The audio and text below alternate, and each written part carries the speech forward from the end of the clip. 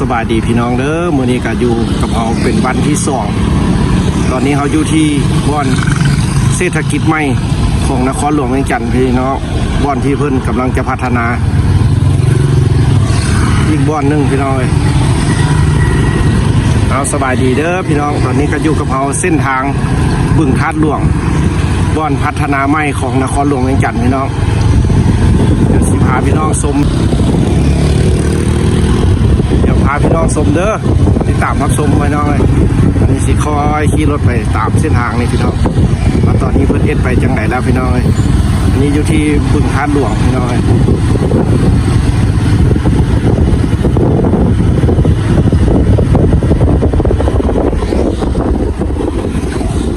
อันนี้บ่อนพัฒนาใหม่ของนครหลวงเวียงจันทร์บึงธาตุหลวง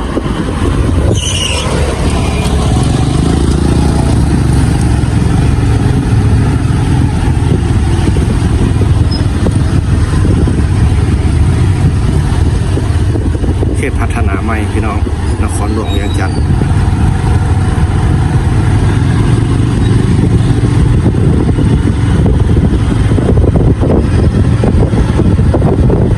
เดี๋ยวสิพาพี่น้องขี่อ้อมเบิ่งเลยพี่น้องเลยเดี๋ยวเพื่อผู้ที่อยู่ไกลต่างแข่งหรือว่าทางต่างประเทศเพิ่นอยากเห็นบ้านของเรา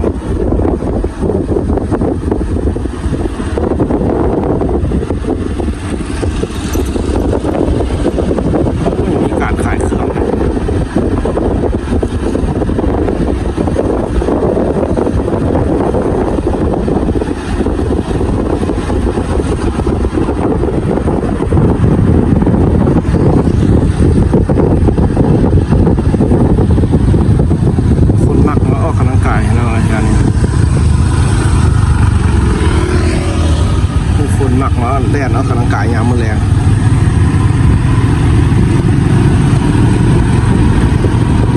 เป็นจุดที่พัฒนาใหม่พี่น้อง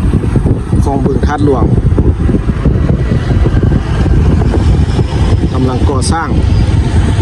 กำลังปรับปรุงกำลังแก้ไขงามตามเส้นทาง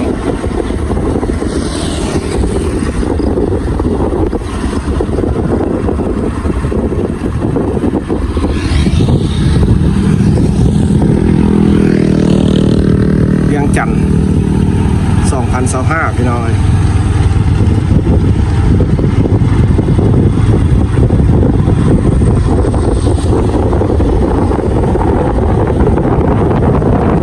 อาคารก่อสร้างใหม่หลายตึก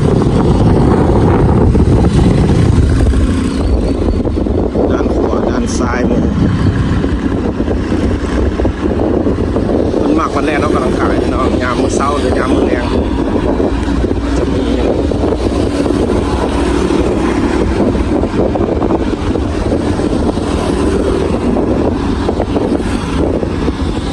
ทำมาแรกเล่นเลยบรรยากาศสวัสดิ์เสวยดีเอาสำหรับคนที่อยู่ต่างแข่งหรือว่าอยู่ต่างเมืองเด้อพี่น้องถ่ายให้เบิ่งบรรยากาศอยู่บ้านของเขาที่บึงธาตุหลวงเด้อพี่น้อง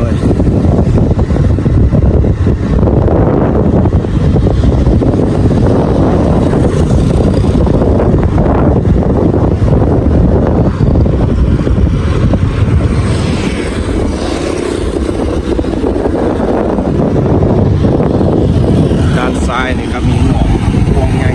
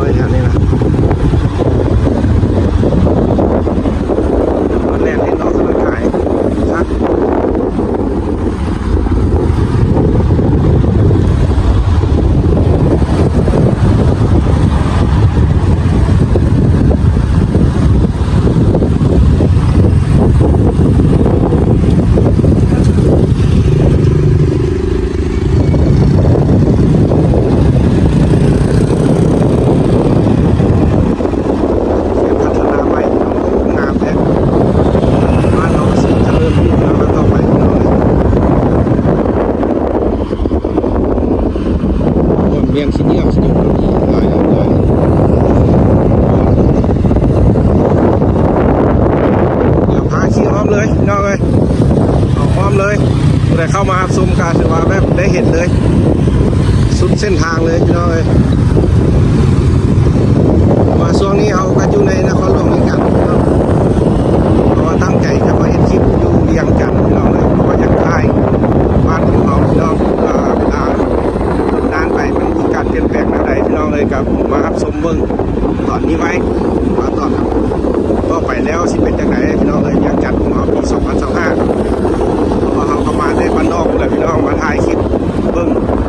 อยากมาเห็นอยากจัดอะไรพี่น้องเลย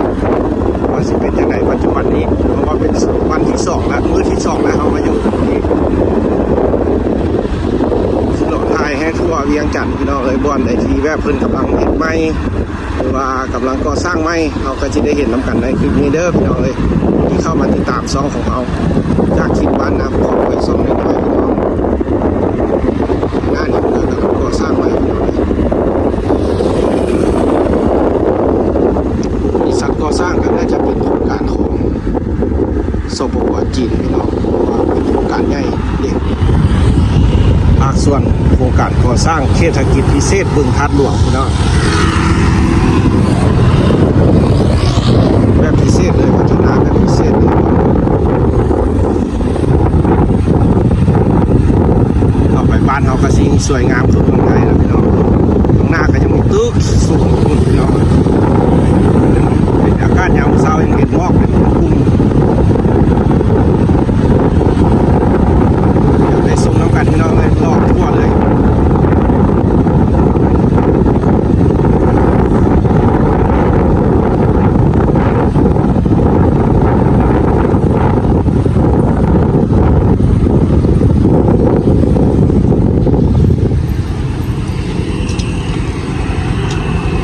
แถวนี้งามหลายแถวนี้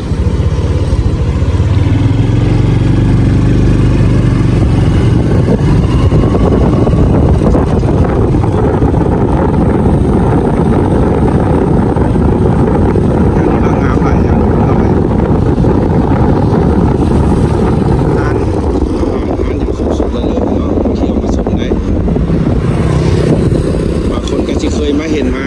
สัมผัสแล้วพี่น้องเลยอันนี้เพื่อผู้ที่ยังบ่เห็นเด้อพี่น้องเลยนี่เอากระสิทายไว้นี่แหละพี่น้องเลยนี่คนที่เข้ามารับชมก็ได้เห็นได้เห็นคือกับเขาได้เห็นพี่น้องเลยเขาเห็นทำใดพี่น้องก็ได้เห็นซ้ำนั้น